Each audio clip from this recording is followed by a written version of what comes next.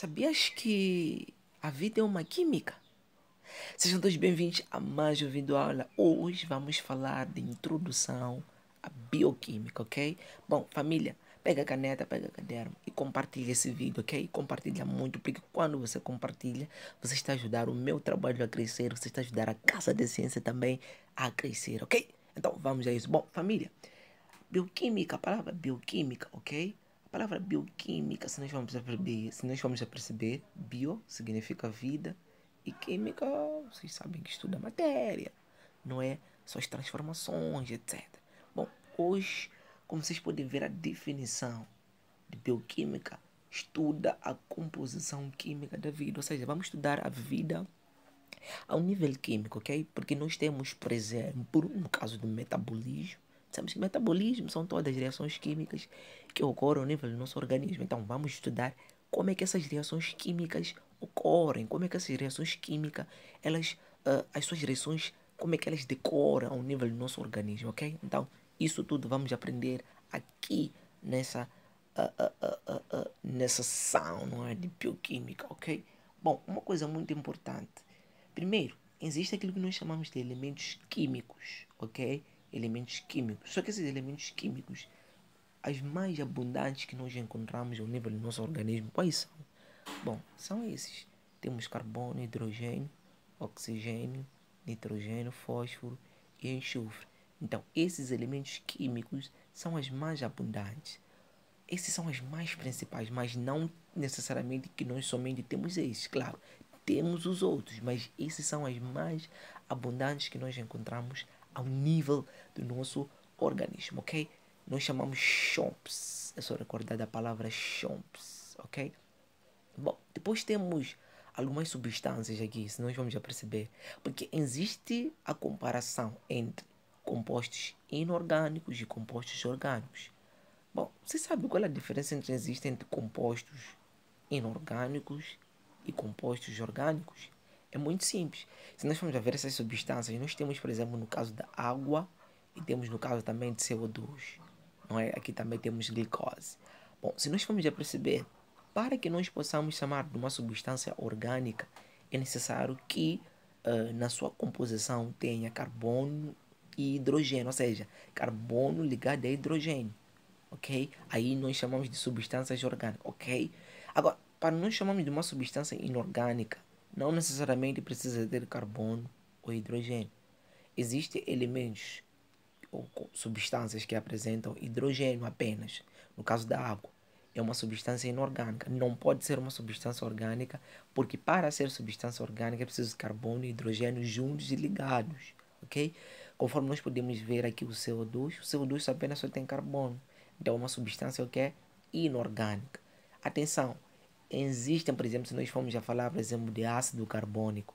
Ácido carbônico ele apresenta H2CO3. Então você pode dizer que, não, como tem carbono, assim, hidrogênio, então é uma substância orgânica. Não, é uma substância inorgânica.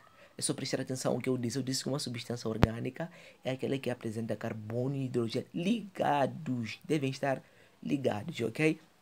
E quando nós formos a perceber o ácido carbônico, o carbono e o hidrogênio não estão ligados, ok? Bom, família, depois temos aqui a palavra metabolismo, ok?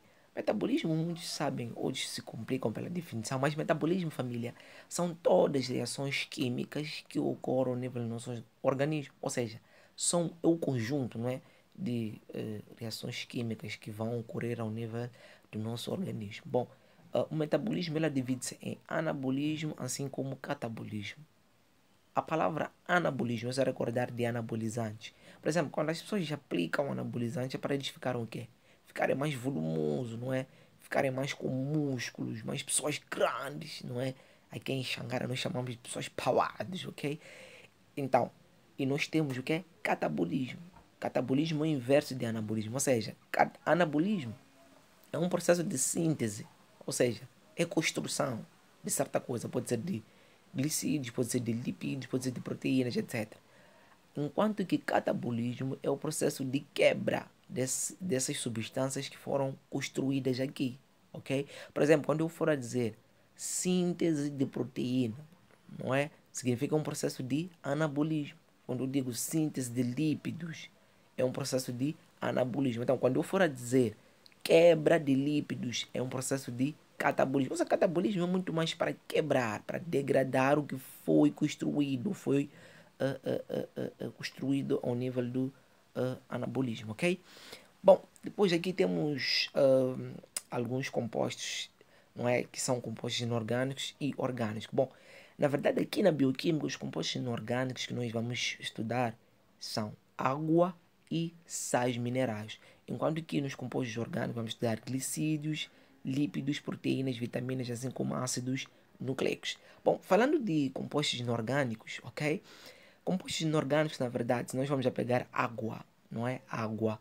A água, na verdade, ele é uma substância mais abundante ao nível do nosso organismo humano, ok? Ao nível do nosso organismo humano, ok? Isso também, se nós vamos a perceber, né? Tem uma palavra que costuma se dizer, não é? Qual é o composto inorgânico mais abundante nos animais, assim como nos vegetais? Vai ser água, ok? Água é um composto mais abundante tanto para animais assim como para vegetais, ok? Do que os sais, ok?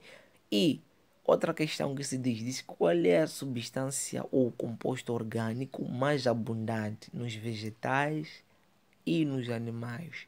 Nos animais nós temos o que? Proteínas. Proteínas é a substância orgânica mais abundante, não é? Nos animais, isso, a proteína, ok?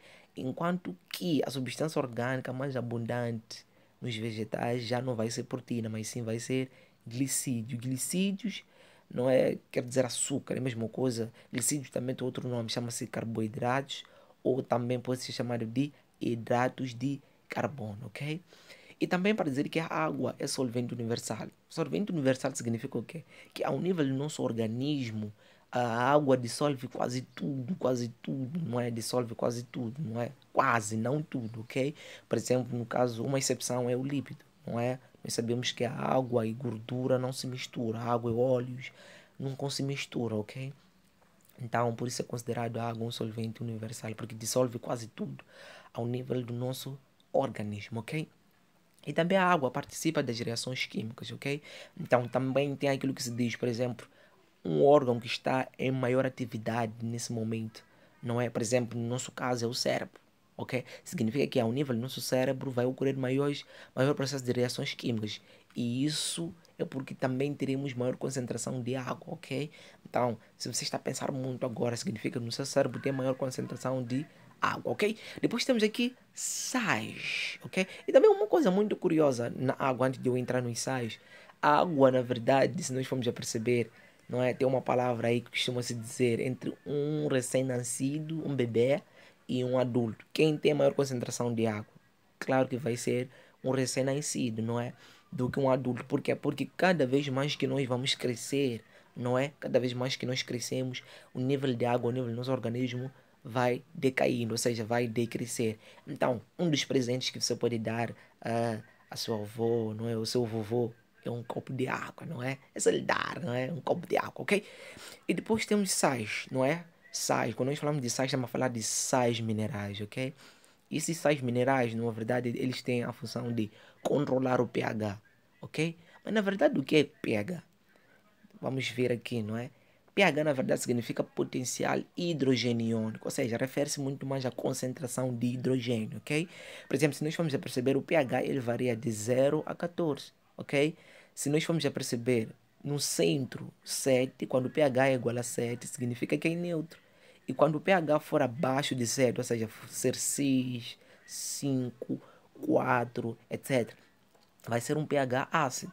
Agora, se o pH for acima de 7, ou seja, for igual a 8, a 9, 10, até 14, aí é um pH básico. Também podemos chamar de alcalino, ok? E se nós formos a perceber, o pH, por exemplo, da nossa boca é um pH neutro, porque nós na boca não tem sabor, a boca não tem sabor, ok? A boca não tem sabor, é neutro, ok? Se nós formos a ver no caso, por exemplo, do nosso estômago, o estômago é ácido, então o pH está por aí de volta de 2,3, etc, ok? E é isso, ok? Também a nossa pele tem um pH ácido, ok? Então é mais ou menos isso, ok? E também vamos lá no caso dos sais que também tem a função de garantir o equilíbrio hídrico, ok? Então, vários sais eles ajudam no processo de manter, não é, o equilíbrio hídrico, não é, de água ao nível do nosso organismo. E também os sais eles são responsáveis por ativar, não é, algumas enzimas ao nível do nosso organismo, não é? Se nós formos a perceber no caso do zinco, o zinco atua muito mais com certos tipos de proteínas, de enzimas neste caso, não é? Então, se nós vamos perceber, há certas enzimas, eles para funcionar depende principalmente do que de alguns sais. Um dos sais que nós temos é zinco, também temos no caso, por exemplo, do que de ferro, não é? Etc, ok? E depois temos aqui compostos orgânicos. Quando nós falamos de compostos orgânicos, nós temos primeiramente o que é glicídios. Glicídios é a mesma coisa dizer carboidratos ou hidratos de carbono, ok? Açúcares, não é? Lembrando que glicídios é a primeira fonte de energia, não é? Mas uma coisa muito interessante, a fonte, não é, mais energética é lípidos, não é? Mas a primeira fonte a ser usada ao nível do nosso organismo são os glicídios, são os carboidratos. Isto é, por exemplo, vamos lá supor você ficar 5 dias ou trancado sem comer nada, ok? Qual é a primeira fonte que vai ser usada ao nível do seu organismo? Vai ser carboidratos, ou seja, glicídios. Depois de ver que o seu organismo acabou todos os glicídios, todos os carboidratos, aí vai ir atacar o que é os lipídios, não é, que é a fonte mais energética, não é? E depois disso, quando os lipídios acabam, vai atacar o que é as proteínas. Daí, mano, é morte certa, ok? A pessoa fica já, fica, fica magrinho, ok? Mas pronto. Então, os glicídios, como diz, a primeira fonte de energia e também os glicídios são muito mais também para a estrutura, não é? De certos organismos, por exemplo, no caso dos vegetais, não é? Eles estão muito mais na estrutura, não é? Da celulose, ou seja, a celulose, neste caso, é rica em glicídios, não é? O que é um tipo de glicídio, celulose, que nós vamos encontrar ao nível dos vegetais, ok? Ao nível dos vegetais. Depois daqui temos o quê? Temos lípidos, ok? Os lípidos são gorduras, não é? Gorduras, óleos, etc. Ok? Então, os lípidos, eles são responsáveis, ou seja, são grande reserva energética, ou é a maior de todas, do que proteínas, do que também glicídios. Principalmente quando se compara entre esses dois, entre carboidratos e lípidos, a maior energética, a maior reserva energética do nosso organismo são lípidos. E também os lípidos, eles fazem parte, ou seja, constituem alguns hormônios, ou seja, temos hormônios que são de origem lipídica, não é? Temos no caso de estrogênio, não é?